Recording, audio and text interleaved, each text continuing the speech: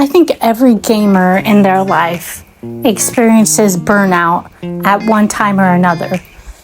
Maybe you've just finished a game or you're looking to start a new one, and you look at your collection, which is probably pretty expansive if you're a collector like I am, and you just can't decide what to play. Nothing looks appealing. I've currently experienced this feeling recently, and especially if you're someone who has a YouTube channel and you want to keep your audience, you've got to give them the content they want, and mine revolved around games. So I've come up with 5 tips for gamers to try if they are experiencing burnout. Now, they might not work for everyone, but hopefully they can help someone. So let's begin. Tip 1 is play a different genre. I play a lot of farming sims and RPGs. So I decided that it was time to step out and maybe play just some games that hop right into the action. And that has actually been a good choice for me. I'm into the game, I'm excited. It's quick paced and I can put it down when I want to, and I don't feel obligated to pick it up the next day. Now I'm going into tip 2, which is change games frequently. So a lot of times we get locked into a massive RPG where it takes up all of your time, and it might feel like you accomplish very little if you spent a lot of time in a battle. For instance, there's some in games like Tactics Ogre or Unicorn Overlord that can take up a lot of your time. So what you can do is jump from game to game, and there's nothing wrong with that. As gamers and potentially content creators, we think we have to lock in so many hours of a game to kind of prove something, and you don't.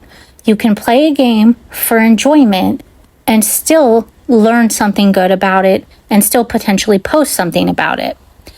Okay, moving on to tip 3, which is play a co-op game.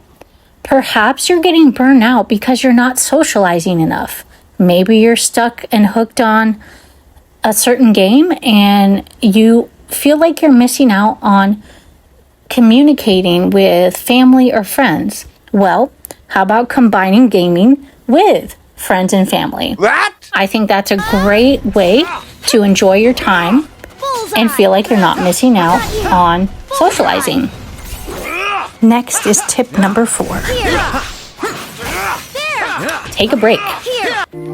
If you spend all your time gaming, you may not be potentially maximizing your other talents. I'm pretty sure everyone has a talent other than gaming or a hobby they enjoy. Spend some time doing that. Maybe take a couple hour break, maybe take a week break, maybe take a whole month break. Whatever you need to do to come back with a fresh perspective and an excitement for gaming, do that. That's fine. We feel like we have to be gaming to be a gamer at all times, and you don't. You can enjoy your life without playing a game, and that's okay.